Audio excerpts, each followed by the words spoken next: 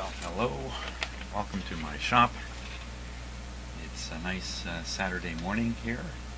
10 o'clock, a little after 10 o'clock in the morning. And I'm going to get going on the FM alignment of the receiver here. Receiver that goes in this cabinet. So, the FM part of the receiver. Now, I'm lucky I have all the instructions. Put them on the screen too, which I will in a moment. And there's two possible ways to do the alignment depending upon the equipment available. One is just with a meter and a signal generator, and the other one is with an oscilloscope and a signal generator. And I certainly want to try the oscilloscope technique. So a bit of what you're going to see here today, as usual, is me learning how to do things. And of course, a big part of that process is learning how not to do them. I seem to try to find all the ways to not do things before I find the right way to do it, but I think that's pretty normal. Normal for me, that's for sure. So let's take a look at the actual instructions here. And, here they are here. So I've done the AM alignment, that's all this stuff. And wow, made a pretty good difference. Pretty happy with that.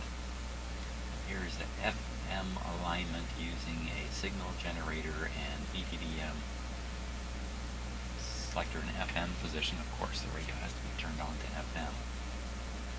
And here's one here, FM alignment using FM signal generator and oscilloscope, which is certainly what I want to give a try at. Let's just take a quick look here. Pin 7 of the FM mixer for the generator connection. Signal generator running at 10.7. FM tuned somewhere where there's nothing. Vertical through a 47K to point A. Point A. Oh, look, there's one down here, point B. A and B. Okay, same thing up here, A and B. Better find those points.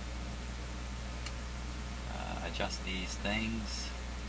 Adjust for maximum. Symmetry of response similar to figure 1. Figure 1, there's figure 1 there. Oh. What kind of signal generator am I using to get that? There's a marker point, 10.7 there. It just says FM signal generator. I have two of them here in my shop. One of them is much more flexible than the other. So we'll take a look at the flexible one. Here's figure 2. Adjust to place marker at center of crossover lines similar to figure 2. Slightly retouch these. So here's figure 2 down here. Interesting. Now I have tried this once. And what I mean by that is I have tried using the scope to do an FM alignment, and it was my old scope. My old scope still sitting here. Not a bad guy. But now I've got this super duper scope down here. I certainly would want to employ. I've got the proper probes. I really have no excuse to not get this to work right.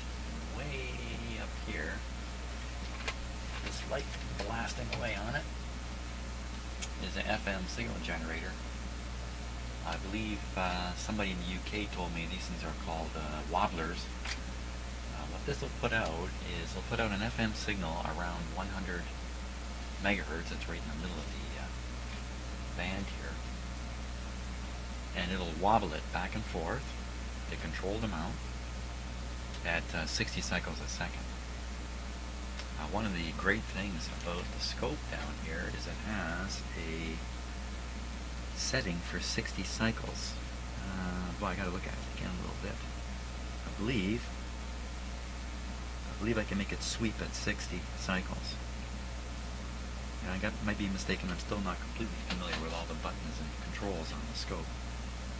I hope that's the case. It has an XY input. I just set this control all the way down. I get the XY input on the front. I suppose this is X and this is Y. So you should be able to get somewhere with this. On my old scope, the one over here, I had to rig up my own sweep, just using a little transformer and putting 10 or 20 volts onto the Y to get it to sweep back and forth. I may have to do the same with this, but that's really no problem at all, if that's what it takes, if it doesn't have some internal. The 60 cycle sweep is something that was common in old scopes. I have a very old scope here I could show you. I can't spot it. It's on my shelf here though, somewhere. If I come across it, I'll whip it in front of the camera, let you have a look at what a really old scope looks like. An old pocket scope. So, and it has 60 cycles, because I think that's just about all it's got for a sweep. It's so simple. Anyway, those are the kinds of things I'm going to have to be thinking about. And of course, I have my other signal generator here, which I can use to produce the marker frequency that it's talking about in the instructions. That would be this little blip here. You see this blip? And one in here. That's generated by a marker frequency, which my FM signal generator does not produce. At least I'm pretty sure it does not produce it. I have to use another signal generator to get there. So once again, you know, I don't necessarily have the ideal setup of equipment, but it's pretty darn close. Close enough I should be able to do it. That's kind of what I'm hoping. So, first step here, I'm going to turn on the signal generator too.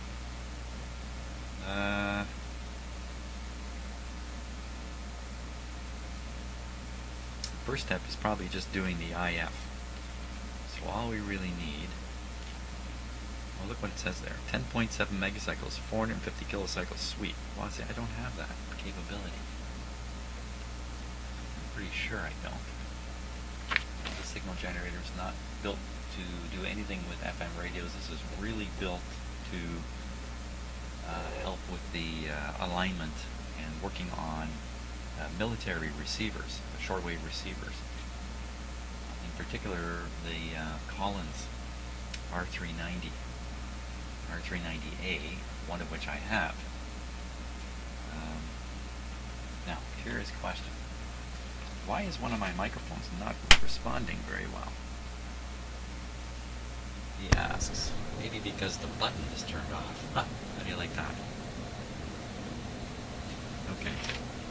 So from time to time, you know, I have audio problems and I make video mistakes, and I don't notice them because I'm too busy looking down here and not looking up here at the screen, which is just kind of amazing how little you see of things that are just outside your field of view when you're looking at stuff. In fact, there's a whole I don't want to say biology around that, a whole hard to believe fact around the what you see and what you don't. Most of the image you're carrying around in your head is manufactured by your brain based on glimpsing.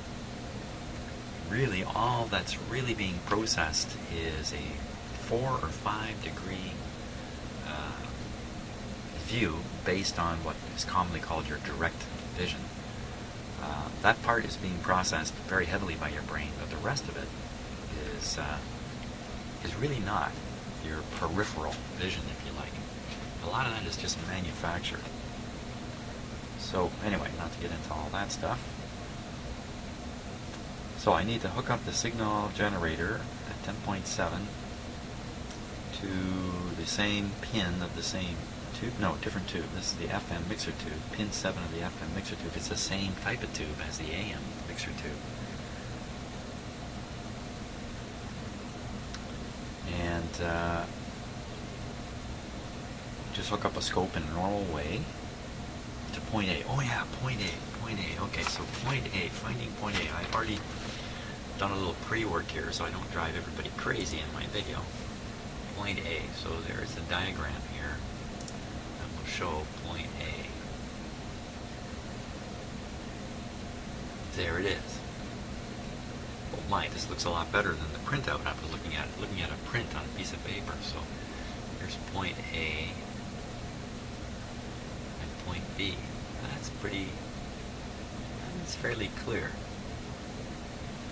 Luckily enough, I think importantly enough, whoops, they also stuck it on the schematic. There. Right around the discriminator circuitry, point A and point B. And point B is cathode, 100K resistor, so it should be pretty easy to spot that. And point A is off one of the plates in the 6T8 tube, just above 150K resistor, so it should be easy to spot that too. Well, I think that's the first challenge. Point A. Point A is we do point A off the 150. Point A off the 150. Now I don't want to forget to flip this back like I did the other day. Where, oh where is point A? Yikes. I have to turn this all around here. How am I going to do that?